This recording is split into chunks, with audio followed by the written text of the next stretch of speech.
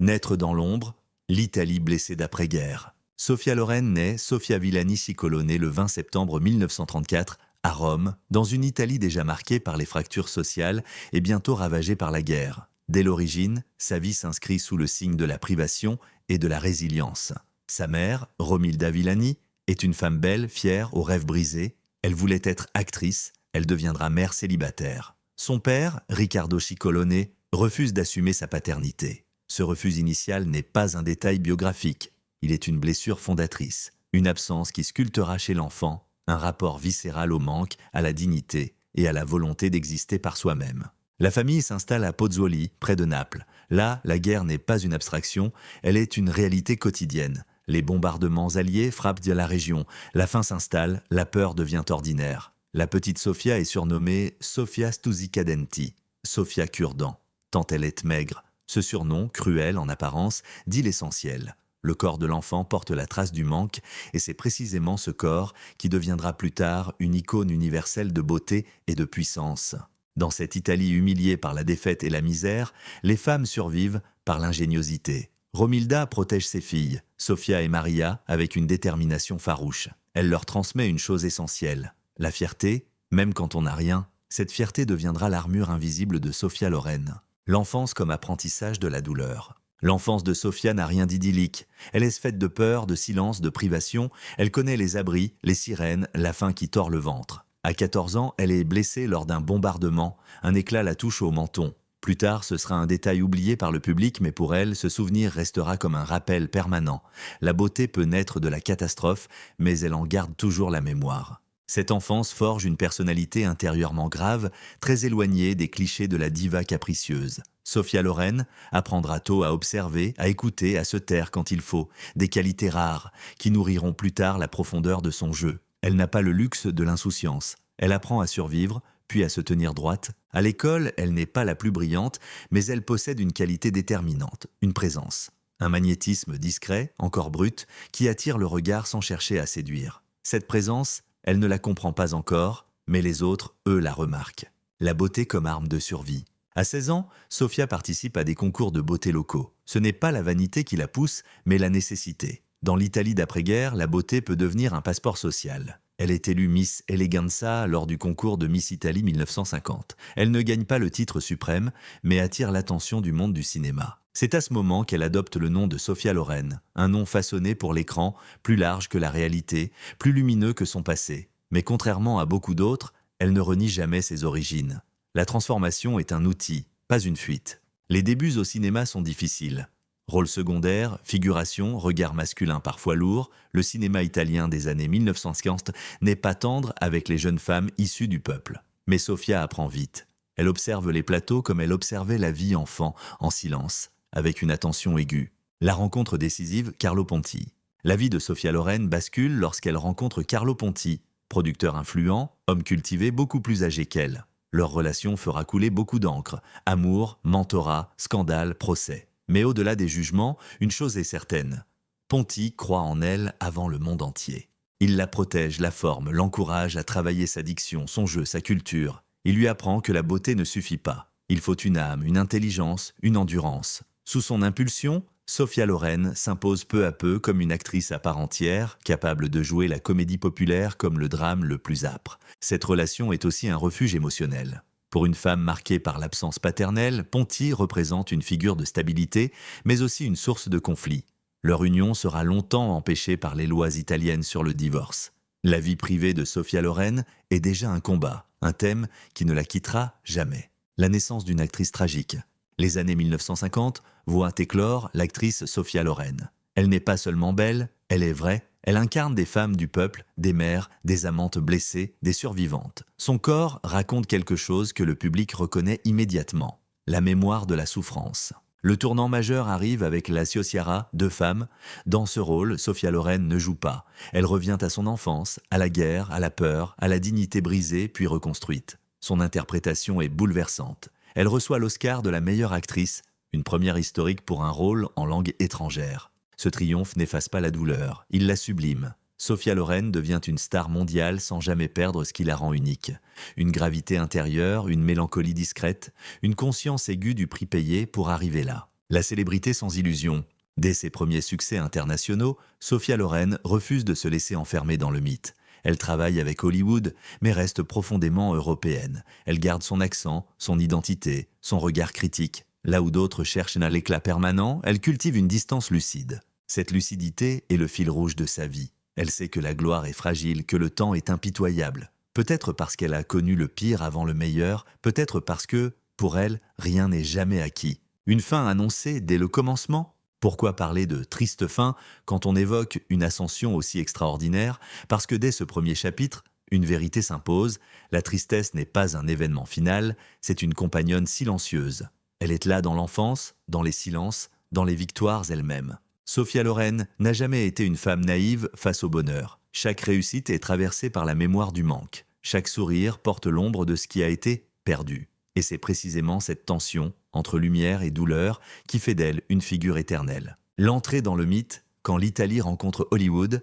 Lorsque Sophia Loren arrive à Hollywood à la fin des années 1950, elle n'est pas une actrice comme les autres. Elle n'est ni docile, ni formatée, ni prête à se dissoudre dans le moule américain. Elle arrive avec son accent, son tempérament, sa sensualité méditerranéenne, mais surtout avec une histoire intérieure lourde déjà marquée par la guerre, la pauvreté et l'abandon. Hollywood voit en elle une rivale européenne à Marilyn Monroe. La comparaison est flatteuse mais profondément réductrice. Là où Marilyn incarne une fragilité lumineuse, Sophia Loren dégage une force tragique, une densité émotionnelle qui dépasse la simple icône sexuelle. Les studios le comprennent vite. Elle n'est pas interchangeable, elle est singulière. Dès ses premiers films américains, elle impose une présence qui fascine autant qu'elle dérange. Elle ne sourit pas pour plaire, elle existe à l'écran. Cette authenticité, héritée de ses origines populaires, devient sa signature. Les grands rôles, les grands hommes et la solitude.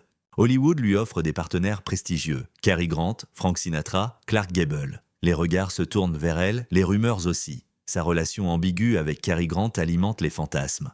L'acteur tombe amoureux, sincèrement. Il lui propose même le mariage. Mais Sophia Loren refuse. Ce refus, souvent interprété comme un choix stratégique ou une fidélité aveugle à Carlo Ponti, est en réalité plus complexe. Sophia Loren n'a jamais été une femme guidée par le conte de fées. Elle sait que l'amour, pour durer, doit être ancré, pas seulement flamboyant. Elle choisit Ponti, malgré les obstacles juridiques, malgré les scandales, malgré l'opinion publique. Ce choix lui coûte cher. Pendant des années, leur relation est considérée comme illégitime en Italie. Le couple vit entre la France et la Suisse pour éviter les poursuites. Sophia Loren devient une star mondiale, mais une femme exilée dans sa propre vie. La célébrité, loin de combler les manques, les rend parfois plus visibles. Les hôtels de luxe, les tapis rouges, les flashs n'effacent pas la solitude intime. Au contraire, ils la soulignent. Le corps sous contrôle, l'âme sous tension. Dans les années 1960, Sophia Loren est au sommet de sa beauté. Son corps devient un symbole universel, voluptueux, assumé, puissant. Mais derrière cette image se cache une discipline presque militaire. Elle contrôle son alimentation, son apparence, ses gestes, non par narcissisme, mais par peur de retomber dans le manque.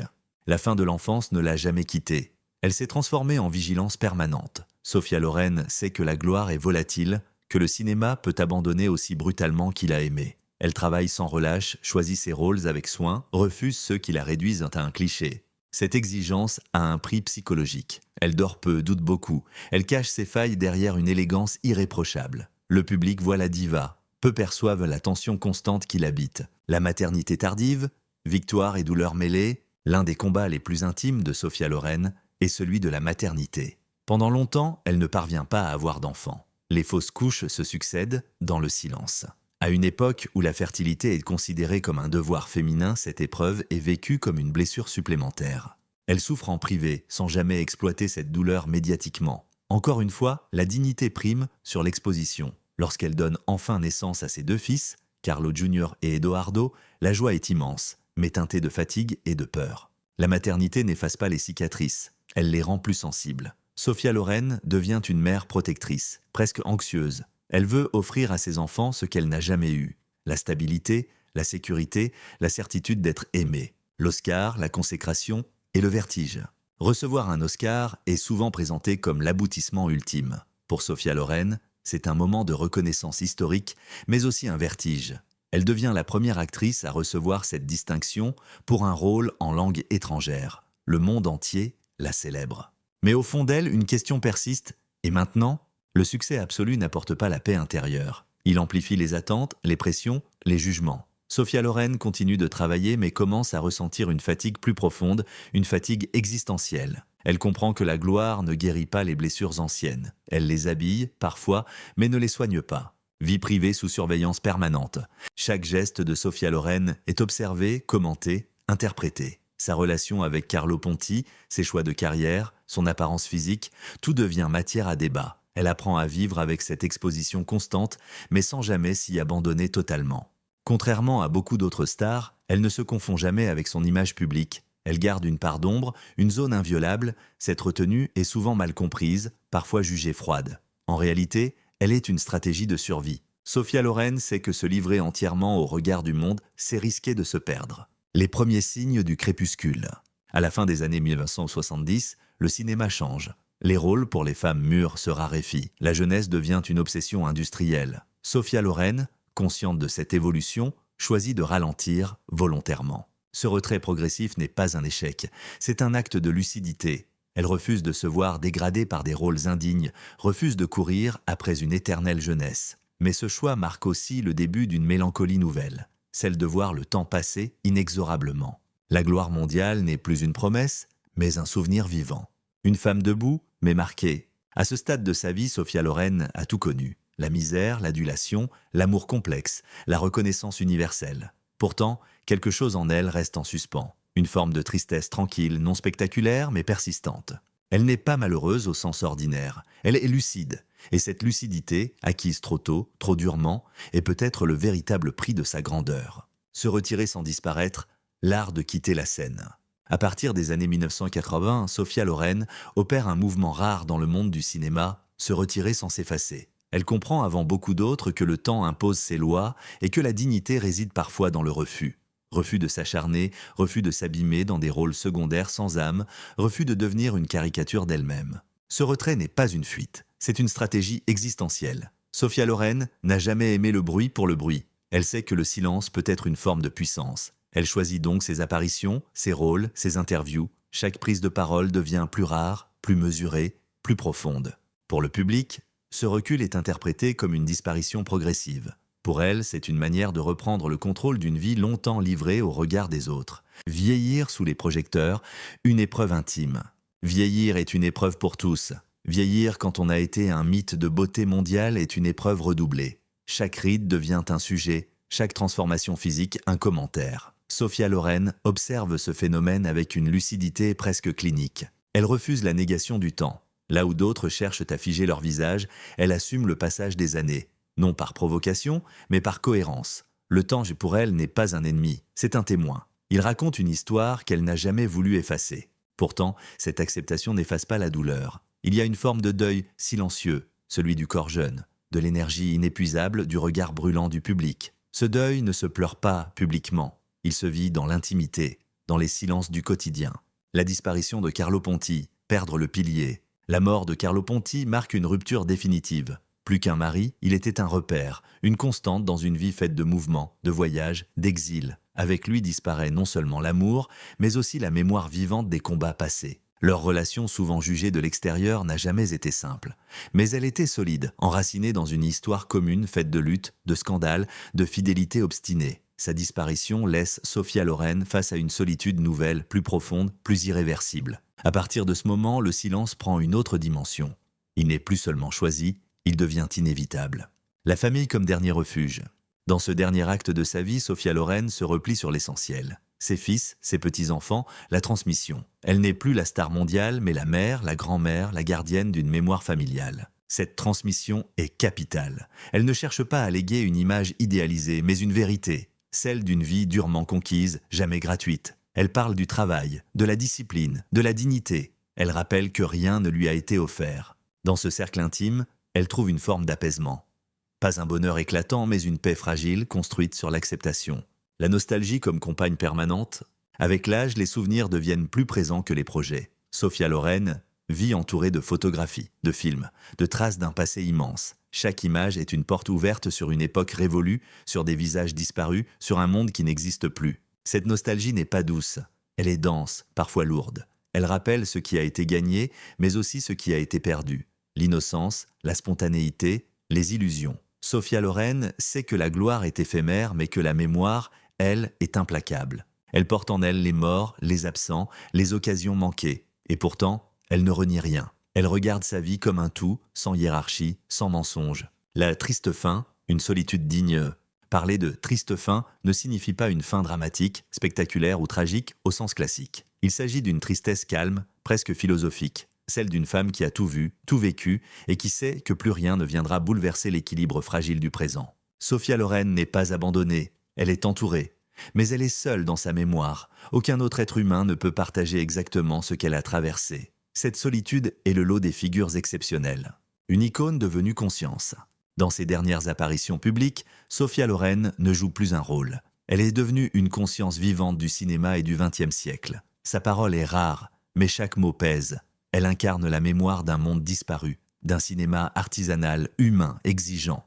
Elle ne cherche plus à séduire. Elle témoigne, et ce témoignage, parfois grave, parfois mélancolique, est d'une valeur inestimable. Fin d'un cycle, pas d'une légende. Si la fin est triste, elle n'est pas vaine. Sophia Loren quitte progressivement la scène avec ce qu'elle a toujours revendiqué, la dignité. Pas de scandale final, pas de chute, pas d'oubli brutal. Une disparition lente, respectueuse, presque pudique. La légende, elle, ne s'éteint pas. Elle se transforme. Elle devient héritage, référence, point de comparaison impossible à égaler. Quand la légende survit à la femme, arrive un moment, pour les grandes figures de l'histoire, où la personne réelle commence à s'effacer derrière ce qu'elle représente. Ce moment-là, Sophia Loren l'a connue de son vivant. Elle n'est plus seulement une actrice ni même une star, elle est devenue un symbole culturel, une incarnation de tout un siècle de cinéma, de lutte, de métamorphose féminine. La triste fin dont il est question ici ne correspond pas à un événement précis, mais à un phénomène universel. Le passage progressif de la vie active à la mémoire collective. À partir d'un certain âge, Sophia Loren n'est plus interrogée sur ses projets, mais sur ses souvenirs. Elle ne crée plus pour l'avenir, elle éclaire le passé. Ce glissement est subtil, mais profond. Il marque la frontière invisible entre l'être et l'héritage. Une femme devenue patrimoine mondial, Sophia Loren appartient désormais au patrimoine culturel mondial. Son visage, sa voix, ses rôles sont étudiés, restaurés, transmis. Les cinémathèques, les universités, les festivals lui rendent hommage. Elle est citée comme référence, comme modèle, comme point de départ. Mais être un patrimoine n'est pas toujours une bénédiction. C'est aussi être figé, parfois simplifié. Le risque est grand de réduire Sophia Loren à quelques images iconiques, à une beauté spectaculaire, en oubliant la complexité de son parcours, la dureté de ses combats, la discipline presque ascétique de sa vie. La tristesse naît là, dans cette distance entre la femme réelle, vulnérable, lucide, marquée, et l'icône éternellement jeune que le monde préfère retenir. La fin d'un monde, le cinéma qu'elle incarnait. Avec Sophia Loren s'éteint lentement un certain cinéma, un cinéma de chair, de silence, de regard, un cinéma où les acteurs venaient du peuple, où les histoires parlaient de survie, de dignité, de contradictions humaines. Le monde qu'elle a connu, celui de la reconstruction d'après-guerre, du néo-réalisme italien, des tournages artisanaux, n'existe plus. Les plateaux sont devenus numériques, les carrières accélérées, la célébrité souvent éphémère. Sophia Loren observe cette évolution sans amertume, mais avec une mélancolie assumée. Elle sait qu'elle appartient à une époque où l'on prenait le temps de devenir. Et cette époque-là ne reviendra pas. Sa fin est aussi celle d'un rythme, d'une manière d'habiter l'art. La solitude des survivants.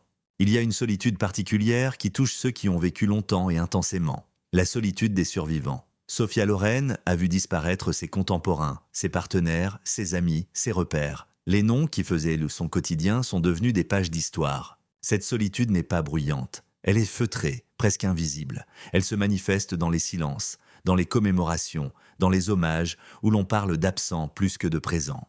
Être encore là quand tout a changé est une épreuve que peu évoquent. C'est une tristesse digne, sans plainte, mais réelle. Ce que sa fin nous dit de nous. Pourquoi l'histoire de Sophia Loren nous touche-t-elle autant? Parce qu'elle nous confronte à une vérité universelle. Même les vies extraordinaires ne sont pas épargnées par le temps. La réussite n'annule ni la solitude, ni la nostalgie, ni le besoin de sens. Sa triste fin n'est pas un échec. Elle est un miroir. Elle nous rappelle que la grandeur ne protège pas de l'essentiel. Vieillir, perdre, se souvenir. Et que la vraie question n'est pas de savoir combien on a brillé, mais comment on a tenu.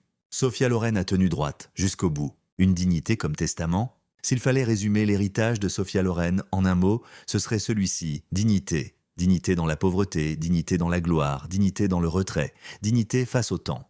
Elle n'a jamais exploité sa douleur, ni marchandisé son intimité. Elle a choisi la retenue là où d'autres choisissaient l'exposition. Cette cohérence rare est peut-être son legs le plus précieux.